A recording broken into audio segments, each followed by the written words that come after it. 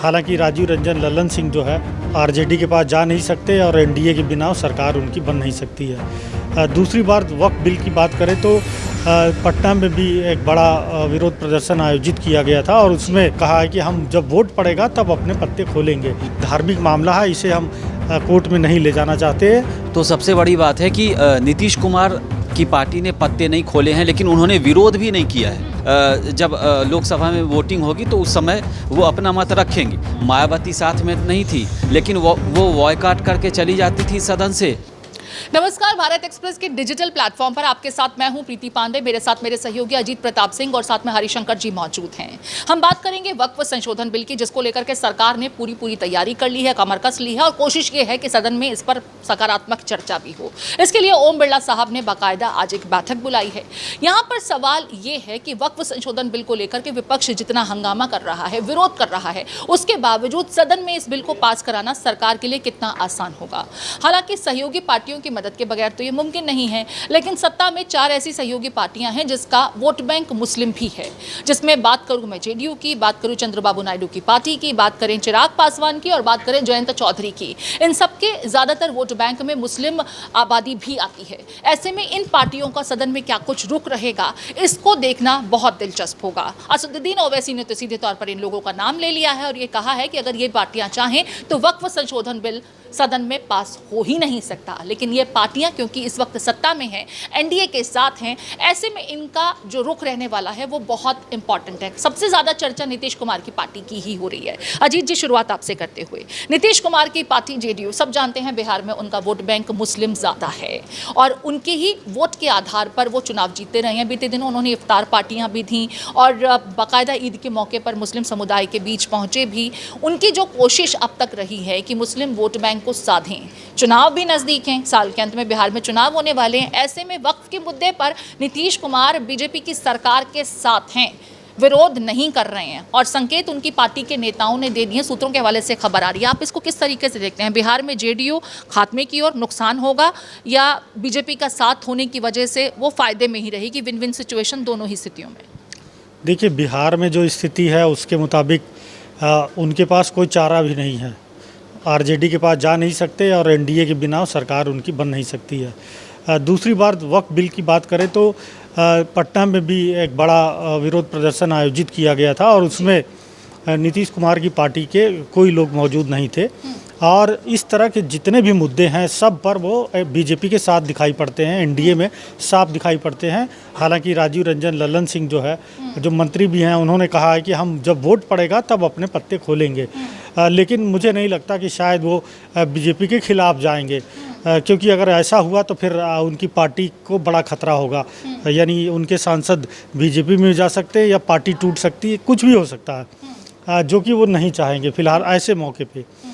जहाँ तक अन्य पार्टियों की बात करें तो टीडीपी भी सरकार के साथ दिखती है और बातचीत के जरिए उसने बोला है कि हम जो भी दिक्कतें हैं, खास करके जो महिला सदस्य रखने की बात कही गई है कि वक्फ बोर्ड बनेगा। वक्फ बोर्ड में 2 अन्य सदस्य होंगे अन्य समुदाय के और 1 महिला सदस्य होगी, जिसको लेकर सबसे ज़्यादा विरोध हो रहा है।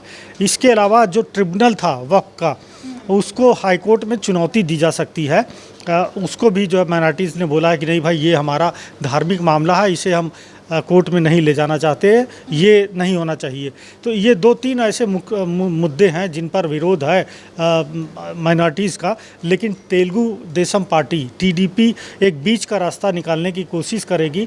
और हालांकि लोकसभा में अगर बात करें प्रीति, तो लोकसभा में फ़िलहाल ऐसा लगता नहीं कि यहाँ पर कोई रुकावट है। असली जो चुनौती है इस बिल की, सरकार को राज्यसभा में कैसे पास होगा, वो प्रमुख चुनौती रहेगी। लोकसभा में बहुमत भी है, बिल्कुल ठीक कह रहे हैं आप। हरिशंकर जी, आपका भी रुख करते हुए, हालांकि अजीत जी ने बहुत क्लियर किया कि ललन सिंह जी भी कह रहे हैं कि पत्ते बाद में खोलेंगे, लेकिन बीते साल सदन में जब इस मुद्दे को लेकर के किरेन रिजिजू साहब ने कहा था कि संशोधन बिल लाना चाहिए, उस वक्त उन्होंने इसके समर्थन की बात भी कही थी और ये कहा गया था कि पहले पार्टी से रायशुमारी तो कर लेते, इतनी जल्दी क्या थी इस पूरे मामले पर प्रतिक्रिया देने की। हालांकि अब वो कह रहे हैं कि पत्ते बाद में खोलेंगे, लेकिन सबको समझ में आता है कि अगर सत्ता में बने रहना है, बिहार में सरकार बचानी है, हालांकि साल के अंत में अब चुनाव ही होने वाले हैं, ऐसे में नीतीश कुमार की प्राथमिकता क्या होती है?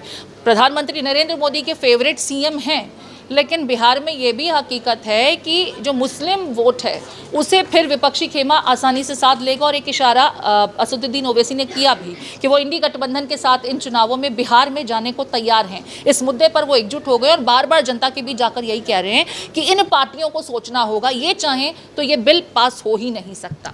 देखिए, बिहार चुनाव को अगर इससे जोड़कर आप देखें तो सबसे बड़ी बात है कि नीतीश कुमार की पार्टी ने पत्ते नहीं खोले हैं, लेकिन उन्होंने विरोध भी नहीं किया है। उनके किसी भी नेता ने अभी तक ये नहीं कहा है कि हम वक्फ सरकार का समर्थन नहीं करेंगे। मतलब कि समर्थन वो देंगे, लेकिन अंतिम समय में वो अपनी बात रखेंगे और जब लोकसभा में वोटिंग होगी तो उस समय वो अपना मत रखेंगे। सदन से निकल भी सकते हैं, एब्सटेन भी होते हैं। इस तरह की भी हमने देखी है पूर्व में कि कहते हैं कि हमने समर्थन नहीं किया, लेकिन सदन में मौजूदगी न होने से भी सरकार को ही फायदा होने वाला है। होने वाला है। देखिए, ये दो तरीका है। आप याद करिए, यूपीए 1 और 2 में मायावती साथ में नहीं थी, लेकिन वो बॉयकॉट करके चली जाती थी सदन से, अल्टीमेटली बिल पास ही हो जाता था। तो ये तरीका है। दूसरा ये है कि बिहार में सिर्फ और सिर्फ ओवैसी पिछली बार 5 सीट विधानसभा में ले आए थे, लेकिन इस बार उनके लिए ये इतना आसान नहीं है, क्योंकि अब वो अकेले स्टेक होल्डर नहीं है मुस्लिम इलाकों में। इस बार प्रशांत किशोर भी बहुत अच्छा स्ट्रैटेजी के साथ वहाँ काम कर रहे हैं। तो अगर वो इंडी के साथ जाते भी हैं तो प्रशांत किशोर की जो पार्टी है उसमें बहुत सारे ऐसे मुस्लिम नेता आए हैं जो पढ़े लिखे और एनर्जेटिक हैं, काफ़ी अनुभवी हैं, और उन इलाकों को प्रशांत किशोर ने बाकायदा अलग से फोकस किया है कि मुस्लिम इलाकों में आज तक आप सिर्फ वोट देते रहे, लेकिन आगे आपने क्या किया।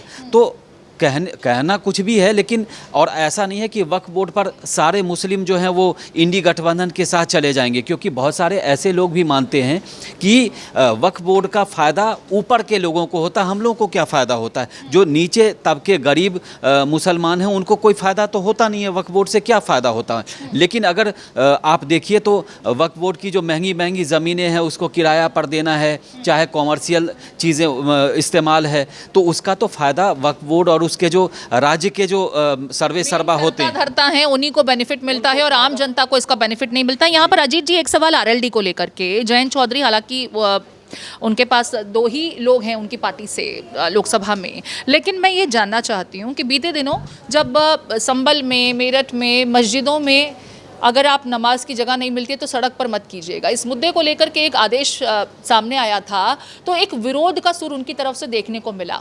उन्होंने हालांकि ये कहा कि सरकार को पालन कराना चाहिए, अगर आप सड़कों पर जाम नहीं चाहते हैं तो ठीक है, मत करने दीजिए नमाज, लेकिन पासपोर्ट रद्द करना या बाकी तमाम जो कार्रवाइयाँ हैं वो जायज़ नहीं है। और उन्होंने बाकायदे एक ट्वीट किया था जिसमें उन्होंने जो शब्द बोले थे, शब्द लिखे थे, बहुत स्ट्रॉन्ग मैसेज गया था। उस ट्वीट में उन्होंने लिखा था, पुलिसिंग टुवर्ड्स ओरवेलियन 1984, उस बुक का जिक्र जिसमें उस तरह की स्टेट को कोई भी कल्पना नहीं करना चाहेगा। जयंत चौधरी इस पूरे मुद्दे पर खामोश रहेंगे, उनकी पार्टी के लोग वॉकआउट कर जाएंगे या मौजूद नहीं रहेंगे, उनके लिए बेटर क्या होगा? क्योंकि फिलहाल तो वो मंत्री हैं और एनडीए का हिस्सा भी हैं, लेकिन पूर्व में भी रालोद का हमने रुख देखा है, कभी इधर कभी उधर, जो सत्ता में होता है उसके साथ उनकी पार्टी हमेशा बनी रहती है। देखिए, बहुत फ़र्क नहीं पड़ता है, 2 ही सांसद हैं, एक वो खुद हैं और एक उनके सहयोगी हैं। तो ऐसा नहीं लगता है कि उस सरकार के विरोध में जाएंगे, क्योंकि अगर सरकार के विरोध में जाएंगे तो फिर मंत्री पद छोड़ना पड़ेगा, सरकार से हटना पड़ेगा। उत्तर प्रदेश सरकार में भी उनकी पार्टी है और उनके पार्टी के लोग मंत्री भी हैं, तो ऐसा कोई बड़ा कदम वो नहीं उठाने वाले। जहाँ तक माइनॉरिटीज़ की बात करें तो माइनॉरिटीज़ के लिए वो पहले भी स्टेटमेंट देते रहे, अभी भी स्टेटमेंट देते हैं। और जब अब कल बहस होगी 12 बजे से लेकर 8 बजे तक कल बहस होगी लोकसभा में, 8 घंटे का वक्त निर्धारित किया गया है, तो निश्चित तौर पर जो है वो सरकार से अपील करेंगे कि जो ये पासपोर्ट रद्द करना या इस तरह का कोई काम करना सरकार के द्वारा, ये जो प्रपीड़ित बोला जाता है, ये कार्रवाई न की जाए। सड़क पर नमाज न करने देना, उनकी बात सही है कि भाई मत वहाँ पर भीड़ इकट्ठा करिए, लेकिन उसके बदले में आप कार्रवाई कीजिएगा, ये गलत होगा। कोर्ट में भी ये स्टैंड नहीं कर पाएगा, तो यही उनकी भी योजना हो सकती है। कोई सहानुभूति जरूर दिखेगी लेकिन एक्शन नहीं दिखाई देगा। मैं चिराग पासवान का भी जिक्र करूंगी। लोजपा आर जो है इसमें बहुत क्लियर है कि इनका भी वोट बैंक बड़ी संख्या में मुस्लिम समुदाय से रहा है, और बिहार में जितनी मजबूती के साथ चिराग चिराग पासवान की पार्टी सामने आई, बीते दिनों एक कार्यक्रम में उनसे भी सवाल किया गया था। देश में हिंदू मुस्लिम विषयों को लेकर के जो बवाल हो रहा है, उस कार्यक्रम में उन्होंने सीधे तौर पर कहा था कि ये तमाम बातें बकवास हैं और हमें इन पर वक्त ही ज़ाया नहीं करना चाहिए। सत्ता पक्ष के मेरे सहयोगी लोग भी जो हैं, अगर इस तरह के मुद्दों को उठाते हैं तो मैं इससे भी अलग राय रखता हूं, मैं इसका भी विरोध करता हूं। उनसे भी उम्मीद की जा रही है, ओवैसी तो आह्वान कर ही रहे हैं कि भाई आप इस मुद्दे पर अपनी आवाज़ उठाएं, लेकिन क्या सिर्फ ये आवाज़ उठाई जाएगी और होगा कुछ नहीं? मसलन मुस्लिम समुदाय जो चाहता है कि कोई मिरेकल हो जाए, वक्फ संशोधन बिल को लेकर के ये अटक जाए, वो नहीं होने वाला है। लोकसभा में तो नंबर्स हैं ही और सहयोगी पार्टियां भी फिलहाल विरोध के सुर उठाती नजर नहीं आ रही। देखिए, पूरा मुस्लिम समाज इसका विरोध कर रहा है, ऐसी बात नहीं है। हरिशंकर जी ने एक बात बोली कि ऐसा नहीं कि वक्फ बिल का जो कोई फ़ायदा नहीं है, इसके ढेर सारे फ़ायदे भी है, क्योंकि इसी की आड़ में जो महंगी ज़मीन होती है गरीब लोगों की, उस पर कब्जा किया जाता है। और मैंने इलाहाबाद प्रयागराज में देखा कि अतीक अहमद वक्फ बोर्ड की ज़मीन पर कैसे कब्जा करता था और महंगे दामों पर बेचता था। तो ये भी रुकेगा, ऐसा नहीं है कि सिर्फ नुकसान है, बहुत सारे फ़ायदे हैं। और चिराग पासवान जो खुद को बजरंगबली कहते हैं नरेंद्र मोदी का, तो फिलहाल स्टेटमेंट देना अलग बात है। जैसे कि जयंत चौधरी ने कहा या ललन सिंह अभी बोल रहे थे कि हम वोटिंग के दौरान अपना रुख दिखाएंगे। टीडीपी भी चाह रही है कि कोई बीच का रास्ता निकले, लेकिन सरकार पर कोई असर नहीं पड़ेगा। लोकसभा में पास होने दिया जाएगा और देखा जाएगा कि आखिर राज्यसभा में कैसे, वो तो पूरी तरह से सरकार के ऊपर होगा। और असली परीक्षा राज्यसभा में है, न कि लोकसभा में। लोकसभा में नंबर्स हैं सरकार के पास में। आपने टीडीपी का जिक्र किया, चंद्रबाबू नायडू को लेकर के मैं हरिशंकर जी आपके पास आ रही हूँ। इफ्तार पार्टी उन्होंने दी और वक्फ को लेकर के मुस्लिम समुदाय के लोगों से जब वो मिले तो उन्होंने सीधे तौर पर कहा कि इस मुद्दे पर हम आपके साथ खड़े हैं। अब अगर सत्ता पक्ष के साथ आप सरकार में हैं और मुसलमानों को अपने क्षेत्र में जाकर आप ये कहते हैं कि वक्फ के मुद्दे पर हम आपके साथ मौजूद हैं, उस इफ्तार पार्टी में बाकायदा उन्होंने ये कम्युनिकेट किया और वो चीज़ें सोशल मीडिया पर वायरल भी हुई कि इनकी भी त्योरियां चढ़ी हुई हैं, क्योंकि ये चाहते नहीं हैं कि ये बिल जो है इसी सत्र में पेश किया जाए। लेकिन सरकार की पूरी तैयारी है, 4 अप्रैल तक का ही वक्त है और इससे पहले इसे पेश किया जाना है। राज्यसभा में ही इसको लटकाने की कोशिश की जाएगी, विपक्षी खेमे की तो ये तैयारी है। लेकिन टीडीपी ठीक है, चुनाव अभी जल्द ही हुए हैं, उनके पास अभी चुनाव के लिए तैयारियों के लिए बहुत वक्त है। लेकिन जो पार्टियां चुनाव को सामना करने वाली हैं, उनका स्टैंड क्या यहाँ पर न्यूट्रल रहेगा तो चलेगा? मैं इन पार्टियों के भविष्य के बारे में बात कर रही हूँ और विपक्षी खेमा इस मुद्दे पर बिहार में कुछ बड़ा उलटफेर कर सकता है, खास करके बिहार के संदर्भ में ये बात कर रही हूँ। दोनों ही मुद्दों पर आपका ओपिनियन चाहिए। देखिए, बिहार में जो है कुछ उलटफेर नहीं होगा। अगर नीतीश कुमार न्यूट्रल भी रह जाते हैं, बायकॉट भी कर जाते हैं, तो मोदी सरकार पर कोई फ़र्क नहीं पड़ेगा। दूसरा पहलू इसका ये है कि बिहार में जो पॉलिटिक्स है, नीतीश कुमार को भी मुस्लिम वोट देते हैं तो लालू यादव को भी वोट देते हैं। तीसरी चीज़ ये है कि वहाँ पर बीजेपी और स्ट्रांग होने की कोशिश कर रही है। तो बिहार के सिनेरियो में अगर नीतीश कुमार खुले तौर पे सपोर्ट भी करते हैं बिल का, तो बहुत ज़्यादा फर्क नहीं। यहाँ पर ये चीज़ बताइए, नीतीश कुमार को लेकर के दल बदलू कहा जाता है और कहा जाता है बार बार पलट जाते हैं चचा, इस तरह के कोट्स तेजस्वी यादव की तरफ से लगातार दिए जाते हैं और चुनाव से पहले उनको लेकर के एक सहानुभूति वाली स्टेटमेंट्स लगातार हमने देखी भी कि बार बार कोशिश कर रहे हैं कि नीतीश कुमार वापसी कर जाएँ, इस खेमे में वापस शामिल हो जाएँ। ललन सिंह का अब ये कहना, पहले कहना कि हम सपोर्ट करेंगे, लेकिन अब ये कहना कि पत्ते सदन में ही खोलेंगे, क्या कुछ बदल भी सकता है? ऐसी गुंजाइशें भी हैं क्या? मैं ये जानना चाहती हूँ क्योंकि दर्शक इस तरह के सवाल लगातार कर रहे हैं। देखिए, नीतीश कुमार इस समय नहीं बदलेंगे और बदलेंगे अगर उनका मन बदलता भी है तो उनके जो पार्टी के लोग हैं, ललन सिंह हो गए चाहे अशोक चौधरी, ये उनकी पार्टी में 2 स्ट्रॉन्ग लोग हैं और दोनों की अपनी अपनी लॉबी है। तो ये दोनों उनको बदलने नहीं देंगे, क्योंकि नीतीश कुमार जो है अब डिसीजन मेकर उस तरीके से नहीं है जैसा पहले थे। बहुत सारी चीज़ें हमने सोशल मीडिया में और वीडियो में देखा कि वो अजीब तरह की हरकत करते हुए देखे जाते हैं, लेकिन मतलब बहुत सारी चीज़ें हैं। तो इसीलिए अभी उनकी पार्टी के लोग ये चाहते हैं कि अभी बीजेपी के साथ रहें, क्योंकि इस बार जो है नीतीश कुमार की ये सब चीज़ें जो हैं वो पार्टी को नुकसान करेगी।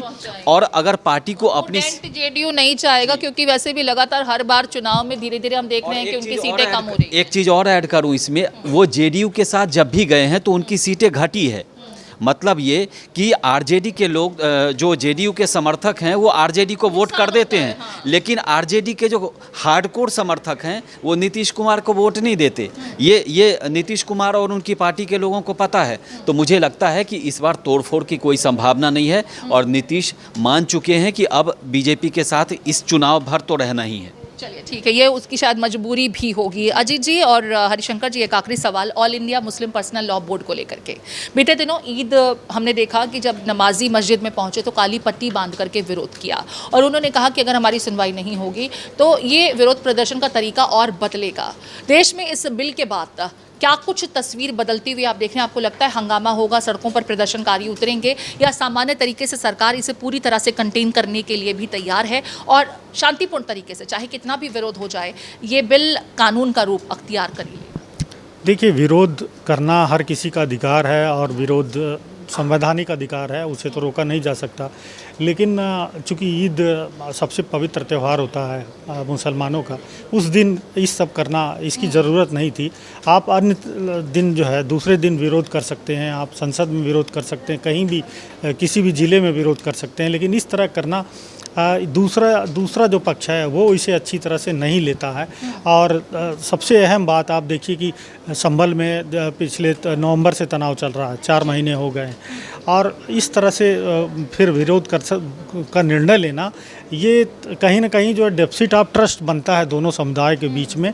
तो ऐसी चीज़ों से बचना चाहिए, तभी जो है एक दूसरे पर भरोसा कायम हो सकेगा। वरना फिर ये चीज़ें अगर चलती रहेगी तो फिर आगे फिर तो तनाव बढ़ता ही रहेगा, कोई रोक नहीं सकता। हरिशंकर जी, आप इसको किस तरीके से देखते हैं? शांतिपूर्ण तरीके से चीज़ें होंगी, बिल अगर नंबर्स हैं तो डेफिनेटली पारित हो ही जाएगा। सरकार के पास उसको लेकर के कोई बहुत ज़्यादा चिंता नहीं है, कम से कम लोकसभा में तो नहीं है। और राज्यसभा में भी मुझे लगता है कि चर्चा अगर ठीक से हुई तो वहाँ भी बहुत ज़्यादा अड़चन नहीं आएगी। देखिए, बिल्कुल राज्यसभा में ही फंसेगा। लोकसभा में तो आज भी लोकसभा अध्यक्ष हैं ओम बिरला हैं, उनके केबिन में बातचीत हुई है सभी दलों से, उन्होंने बाकायदा अभी बातचीत कर भी रहे हैं वो, तो वहाँ लोकसभा में ज़्यादा नहीं फंसेगा, मामला अटकेगा राज्यसभा में। और उसके लिए मोदी सरकार अलग से तैयारी भी कर रही है, स्ट्रैटेजी बनाई जा रही है कि इनका जो फोकस होगा वो इंडी में छोटे छोटे दलों के साथ होगा, जिनके 1 सांसद हैं, 2 सांसद हैं।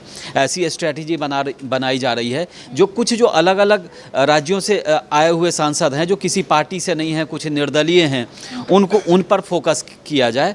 तो वहाँ मतलब निर्दलीय क्या, समर्थन तो किसी न किसी का उनको रहा ही है, तभी राज्यसभा पहुँचे हैं, लेकिन वो एकला चलो वाले हैं, तो उनको फोकस किया जाएगा। अब जैसे आतिशी को देखिए, आतिशी भी उनमें से एक हो सकती हैं, तो ऐसे लोगों पर फोकस किया जाएगा। दूसरी बात, एक मैं आपको बड़ा इम्पॉर्टेंट बात बताऊं, इन सब के बीच उन लोगों की बात नहीं हो रही है जो वक्फ बोर्ड की वजह से परेशान हैं। एक आपको बहुत अच्छा उदाहरण देता हूं, पटना में एक गांव है शहर के एकदम पास में, उस गांव में 10 पुश्तें बीत गई। अब वक्फ बोर्ड कह रहा है कि उसकी पूरी ज़मीन, उस गरीब आदमी की पूरी ज़मीन वक्फ बोर्ड की है। भाई 10 पीढ़ियां चली आ रही है और 10 पीढ़ियों बाद आपको याद आया है। इन्हीं त्रुटियों को दूर करने की कोशिश इस विधेयक के जरिए की जा रही है। मुझे लगता है कि आप बात स्वाति मालीवाल की कर रहे थे राज्यसभा में, स्वाति मालीवाल को लेकर के यहाँ पर अपने दर्शकों को ये समझाना चाहेंगे कि सरकार की तरफ से तो पूरी तैयारी है, हालांकि विपक्षी खेमा लगातार विरोध कर रहा है, पुरजोर आवाज़ भी उठा रहा है। राज्यसभा में कुछ अड़चनें आ सकती हैं, लेकिन वो इतनी बड़ी अड़चनें नहीं होंगी जिसके जरिए ये विधेयक लंबित हो। अब देखना यही है कि सदन में इस विषय पर सकारात्मक चर्चा होती है ताकि विधेयक की खूबियां जनता तक पहले ही रख दी जाएं, ताकि कोई हो हंगामा ना हो, या विपक्ष उसमें भी अड़चन डालने की कोशिश करेगा। इस खास पेशकश में इतना ही। आपके कमेंट्स का इस विषय पर इंतजार रहेगा।